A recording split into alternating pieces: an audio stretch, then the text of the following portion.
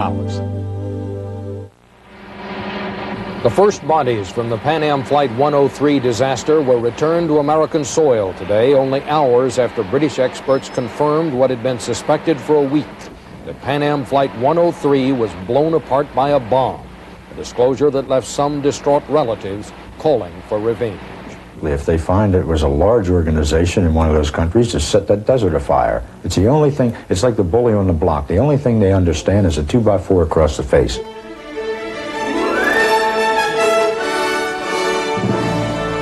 This is the CBS Evening News. Bob Schieffer sitting in tonight for Dan Rather. Good evening. Will the announcement today from British authorities confirm what no one really wanted to believe, that someone deliberately caused the disaster that took at least 270 lives?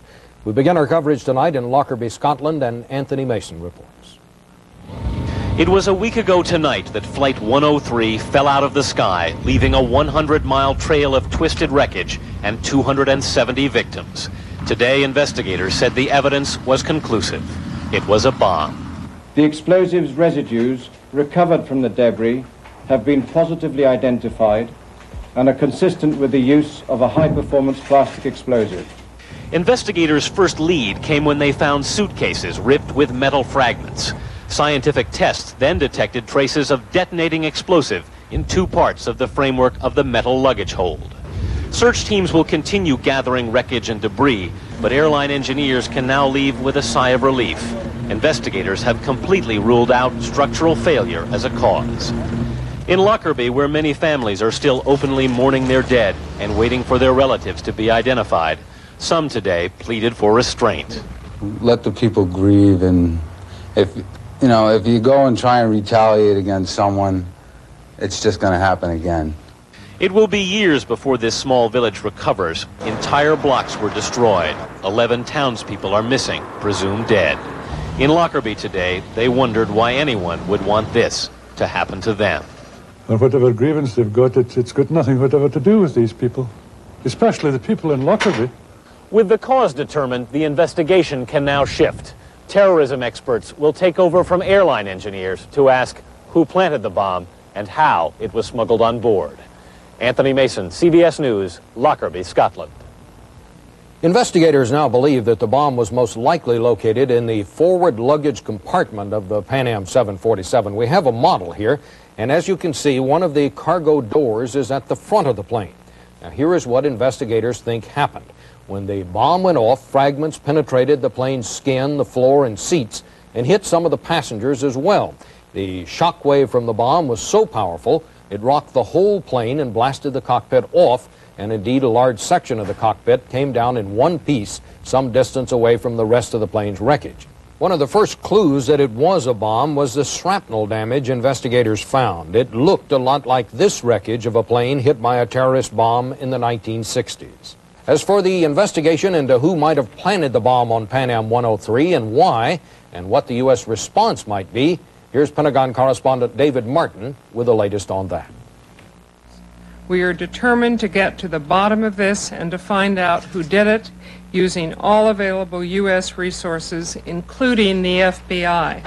And including a $500,000 reward for information leading to the arrest or conviction of any person who commits a terrorist act against Americans. I think we've got a very good chance of solving it, maybe 75 or 80%. And the reason I'm confident is that in the past, when we've had major terrorist incidents, if that's what this turns out to be, we've been able to get to the bottom, even though it takes sometimes weeks or months. But it's one thing to find out who did it, another to bring them to justice. It is an extremely difficult task to take, and from the evidence which you gain, come up with a definitive conclusion that will stand up in a court of law.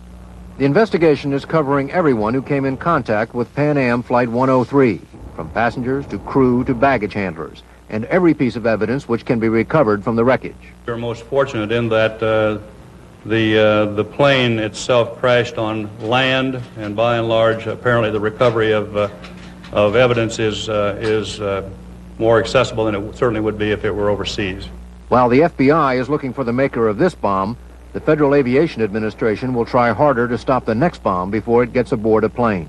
We understand the FAA intends to impose some additional countermeasures to further tighten security, which, until we know how this bomb was introduced onto the plane, will focus on passenger processing and cargo and baggage handling. It's a kind of a race of technology, if you would. The terrorists, on the one hand, becoming more sophisticated with their weapons. We have to get even more sophisticated so we can detect their weapons. One thing the FAA does not plan to change is its policy of not warning the public of terrorist threats against aircraft.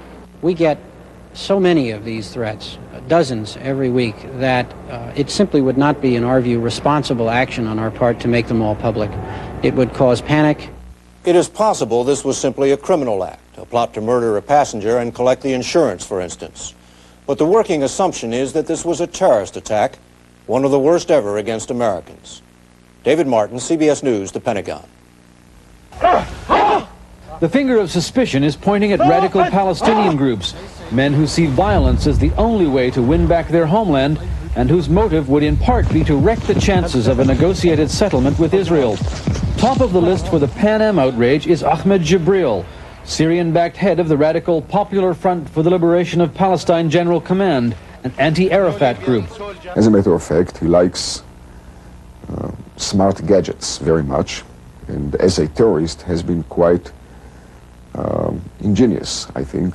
But there are other candidates too, grainy specters like Abu Nidal, who sent condolences to the Pan Am 103 victims but didn't deny guilt, and the even more shadowy Abu Ibrahim, master bomb maker of the vicious May 15 organization. This terror elite is protected by Arab leaders who have been accused of using terrorism as foreign policy. The object was not that the bombing not be traceable. There's only one state that is clearly connected with a bombing capability. This is Syria. The motives for terror are often obscure. No one claimed responsibility for the Istanbul synagogue massacre in 1986. Bombs on TWA planes served no specific cause. The Rome airport slaughter was claimed by several groups, but was never really attributed. So far, Pan Am 103 has been just as hard to pin down. A warning phoned in to the U.S. Embassy in Finland was the only clue to who might have destroyed Pan Am 103. That proved to be no more than a feud between two Arabs. Smoke with no fire. More cover for the villains in the shadows. Alan Pizzi, CBS News, London. White House correspondent Bill Plant is in California, where President Reagan is spending the holidays at his new retirement home in Los Angeles. Bill, I suppose the question is, what is the administration likely to do now that it's known that this was caused by a bomb? Bob, the answer, I'm afraid, is not very much. The confirmation that this was indeed an act of terrorism comes at what is essentially an awkward time for the administration. Officials have absolutely no real idea of who was responsible, so they are not anxious for President Reagan to be involved in the issue because there is simply no positive payoff, no upside to it. The White House wants Ronald Reagan, of course, to go out in a blaze of glory in these final days, even as his effective power fades day by day. And getting stuck in the terrorism briar patch is not exactly what his staff had in mind. In fact, Mr. Reagan himself didn't even comment directly on the announcement that it was a bomb today. The only White House statement came from a deputy press secretary. Bob? Well, public relations aspects aside, what if they do identify who's responsible for this? What do you suppose then, Bill? Well, Bob, there are still serious problems because there is no real way to retaliate. You can't send bombers or missiles against a small gang of people, a handful of terrorists somewhere in the big Middle East. So the difficulties there also seem to outweigh the opportunities. Thank you, Bill. Well, still to come tonight on the CBS Evening News, David Dow will have a report on deadly high-tech races between terror and safety in the sky, and Bruce Morton will report on the shock waves of grief and anger at the bombing of Flight 103.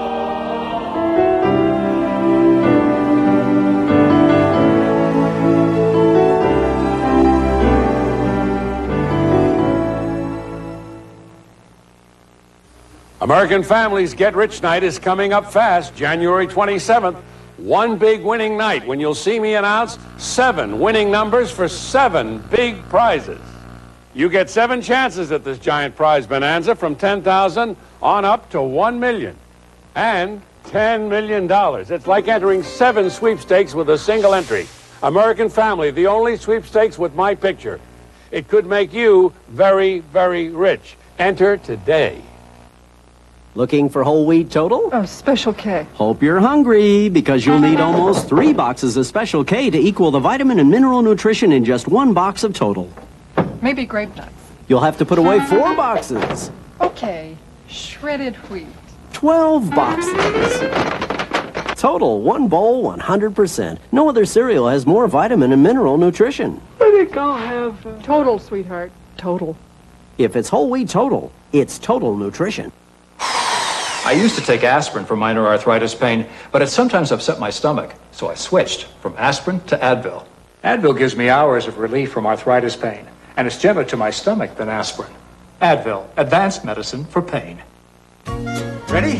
In a minute, honey. It's nice to be noticed for what you wear and how you look.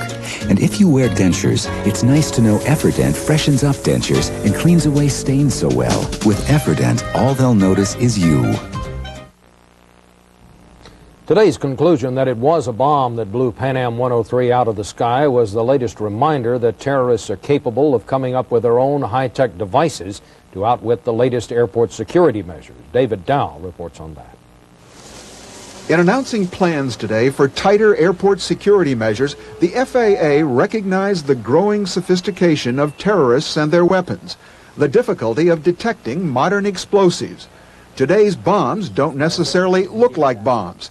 They may be lightweight, malleable plastics that can be molded into almost any deceptive shape. People could strap it onto their legs. People can make the bottom of the soles of their shoes out of it. If they want to pack it in their luggage, they can roll it as flat as a sheet of newspaper. Strategically placed, experts say less than 4 pounds of modern explosives could bring down a jetliner, though the bomb, which destroyed Pan Am 103, is thought to have been much larger.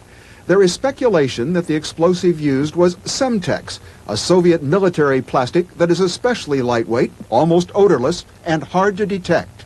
There are in development pieces of equipment that will detect various kinds of explosives, and Semtex is not immune from some of those pieces of equipment. But most of that equipment is many months from general use on passenger luggage. Standard X-rays may miss some non-metallic bomb-making materials.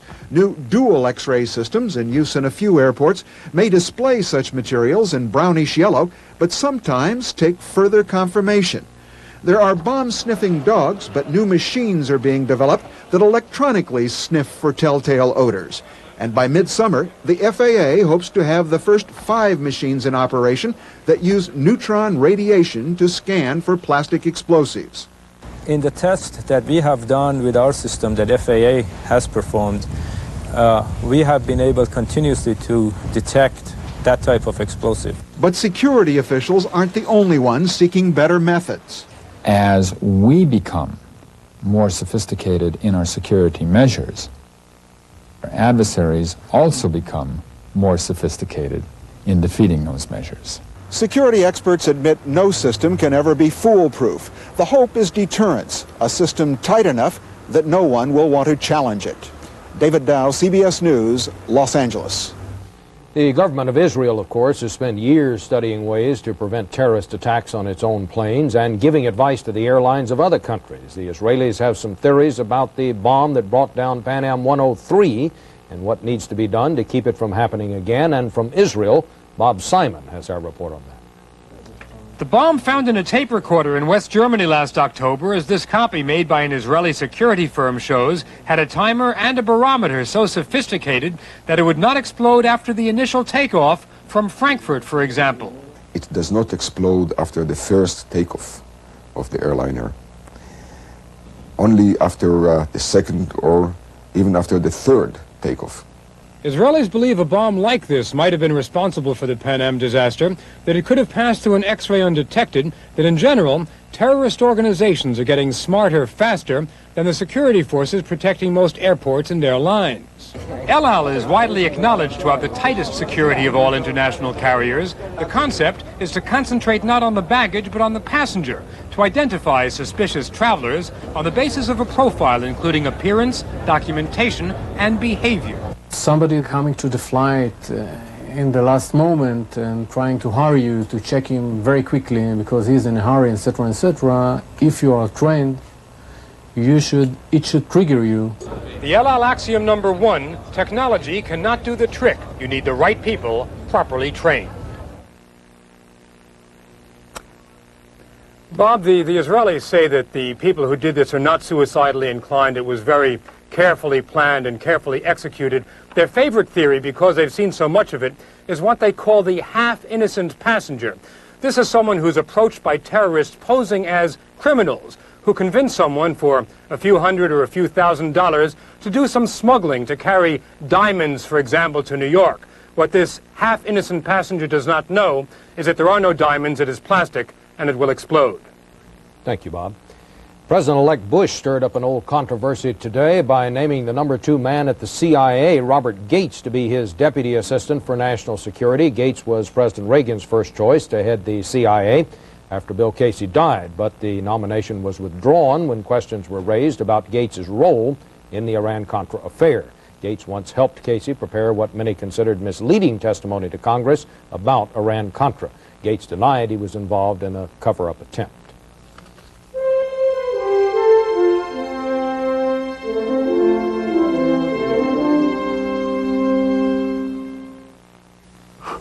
I woke up with this killer pressure from a sinus cold. Sinus cold. Pain. Pressure. Congestion.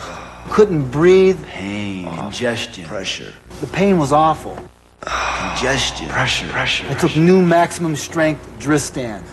I'm here. Discover new maximum strength Dristan. It combines 2 strong medicines to drain sinus cavities, unclog congestion, to relieve pressure and pain. And it won't make you drowsy. New maximum strength Dristan. Strong medicine for tough sinus colds. Everybody knows you can win $10 million from Publishers Clearinghouse this January 31st. But in the meantime, couldn't you use a new car? A brand new Jaguar!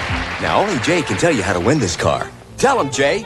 Inside your envelope, the one with a house, are these 3 little car stamps. Pick your color and stick it on your official entry form. Before you know it, you could be driving away in a brand new Jaguar. Only from Publishers Clearinghouse. Sears Flex Slacks make you look great, no matter who you are.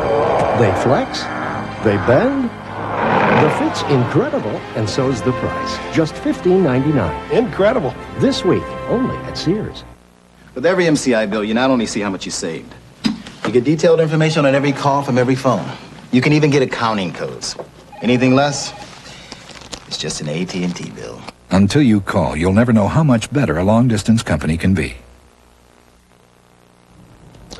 The Boeing company is considering recalling and retooling hundreds of older jets used by the nation's airlines. This disclosure as inspections of older Eastern 727 jets turned up yet another plane with a cracked fuselage, a crack in about the same spot as another Eastern jet that was forced to make an emergency landing Monday in West Virginia. Mark Phillips has our report. The damage caused to the Eastern 727, which was forced down in Charleston earlier this week, has now prompted the airplane's builders to consider drastic corrective surgery for all its planes built before 1971. Boeing says that thousands of rivets on hundreds of planes may have to be replaced. Generally speaking, you re-rivet the aircraft at that joint that needs attention. The action is being considered because of the discovery of another crack in yet another Eastern 727, discovered during an investigation prompted by Monday's incident.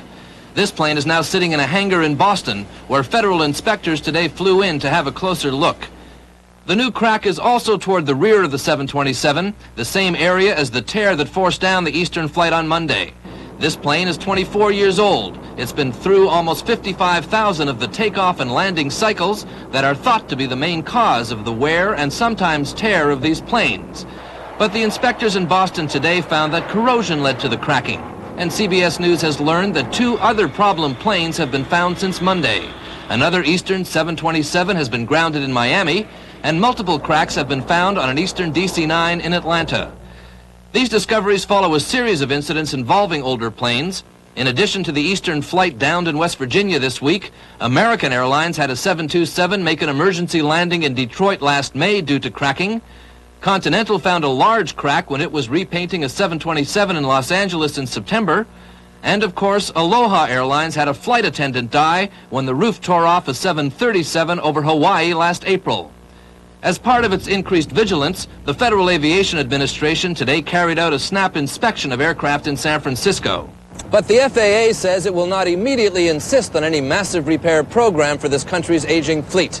It will wait until the exact causes for the recent rash of problems is known. Mark Phillips, CBS News, Washington. There's another big story today. Federal regulators announced multi-billion-dollar bailouts of 6 insolvent savings and loan associations in 2 states. Those are the only latest moves in a government program which could rescue as many as 200 ailing thrift institutions this year. Business correspondent Ray Brady is here with that story. It cost the government $6.8 billion today to put them back on their feet. American Savings and Loan in California, the nation's #2 savings bank, and in Texas, 5 insolvent thrifts given new life, adding up to the biggest savings and loan bailout in history. From 48 savings and loans bailed out last year, government regulators have rescued 182 in 1988, with more to come by year's end. These decisions are going to bind the federal government for decades. They're going to hurt the taxpayer, one way or another. Because, say critics, the government is giving away the store to new owners, like those who took over the ailing Texas thrifts today. It's like waving a wand, and we had that wand waved over this institution last night. Not only is the government putting up the bulk of the bailout money, it's giving big tax benefits to the new owners, along with virtual guarantees of profits for up to 10 years. Still, government regulators say it's the best way to keep the system going. But as of September 30th, there were 86% of the institutions in the country that were solvent. As of January 1st, there were fewer than 80%. But while the new owners may make money, how well will the rescued S&Ls do? In effect, the Home Loan Bank Board is using some of the same tactics that the managers of these defunct S&Ls used. They are trying to push the losses into the future, to hide reality rather than to grapple with it and resolve things quickly. What we ought to do is belly up to the bar, put the money that we have to put on the table, and close these things down. President Reagan's budget out next month reportedly will contain about $5 billion to help the thrifts. The first time taxpayer money has been earmarked for that, though the government estimates of the final bailout bill run as high as $112 billion. Bob? Thank you, Ray. Incidentally, researchers said today that a survey of high school students in 40 states reveals an alarming rate of economic illiteracy. The study found a majority of students could not define such basic economic concepts as profit or demand.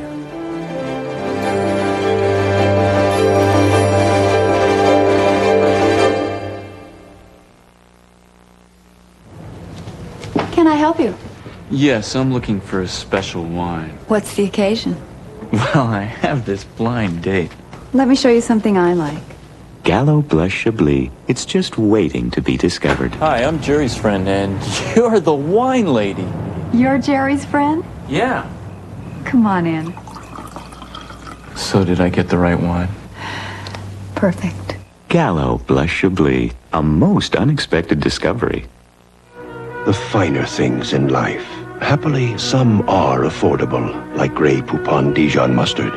Grey Poupon is so fine, it's even made with white wine. Its original French Dijon recipe adds distinctive flavor to beef, pork, and poultry, salad dressing and sauces, and of course, sandwiches. So enjoy one of life's finer pleasures. Pardon me, would you have any Grey Poupon? But of course. Grey Poupon, one of life's finer pleasures. Reach past Kellogg's and Post for the best tasting raisin brand, Raisin Nut Brand. It's got juicy raisins rolled in crushed almonds. Reach for the stripes, come on, reach for the stripes and get the best taste, Raisin Nut Brand. Time for a quick break and one of my favorite quick snacks, Sunsweet Pitted Prunes. Surprised? I don't know why. They're good for you and they're delicious. Rounder, plumper, Sunsweet. For some families of those who died aboard Pan American Flight 103, today's confirmation that a bomb caused their tragedy only added to the grief. For some, it meant more anger. Bruce Morton reports. The first bodies came home today, and we learned finally that it had been deliberate, that someone wanted to kill our wives, our husbands, our children. Oh, God, what did you do to me? Florence Bissett lost her son Kenneth and does not know why. Parents parents would love to have a child like him. How could they do that? Siobhan Mulroy's house is full of empty Christmas stockings. Her father and 5 other family members died. She wondered why they weren't warned of the threats. I mean, why did they do this? Was it for profit? I mean, were they afraid that they would lose flights? Were they afraid they would lose passengers? We informed the diplomats, but we didn't take care of our young. Not Joan Boulanger, not her daughter Nadine. Some, like George Williams, whose son died on Flight 103, wanted to hit back. If they find it was a large organization in one of those countries to set that desert afire, it's the only thing, it's like the bully on the block. The only thing they understand is a 2x4 across the face. The only way is to do it direct, hit them where they are and fine. There'll be 107 third world nations screaming and yelling at the United States. They scream and yell at us anyway. I'm tremendously saddened by the possibility that a human being could have done this. For the families, sorrow and anger. For the surging holiday crowds at American airports, a different question. Is it safe to fly? In Chicago, Jane Jacka and Marianne Nardi went ahead with their trip to Rome, but cautiously. I don't travel with things that would point me out as an American. I even have shopping bags that I've brought from other countries. We are very vulnerable as Americans. I mean, that's been pointed out time and time again. I would not fly American carriers, period, inside or outside the country. Others said it didn't bother them. It's going to happen, it's going to happen. There's not much you can do. When I heard it was a bomb, I was relieved because at least to know what it wasn't structural failure. And once doors closed and the plane gets in the air, there's nothing you can do about it then. So. In Stamford, Connecticut, they mourned Thomas Schultz and wrestled with questions all the country shares. Why? Who? Can we hit back? And where, in the sky or on the ground, does safety lie?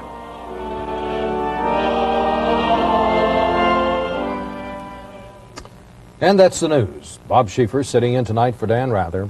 Good night. Joseph Roquet suffers from frequent sinus headaches. I have nothing but pressure and build-up of pain right in through here. That's when you need Tylenol Sinus with the maximum strength of Tylenol pain reliever to help knock out sinus pain and the maximum amount of decongestant to break up sinus pressure fast. It eliminated the pain and it eliminated the pressure. I feel great as a result of it. Maximum strength Tylenol sinus medication. It's stronger than sinus headaches and it won't make you drowsy. The Range Rover.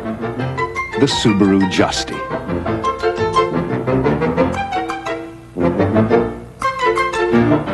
The Subaru Justy is the lowest priced four-wheel drive you can buy, and it can go just about anywhere the highest priced can. And some places it can't. The Subaru Justy. Think of it as a Range Rover that's more in your range. The Publishers Clearinghouse Sweepstakes is getting bigger, and the time is getting shorter. If you want to be rich in January, you've got to enter the Publishers Clearinghouse Sweepstakes before it's too late. You could win $10 million, so do it now. If your doctor has recommended fiber laxatives, and you like the results, but you don't like those glasses of thick liquid, now there's FiberCon. Concentrated fiber action in easy-to-swallow tablets. Ask your doctor about FiberCon.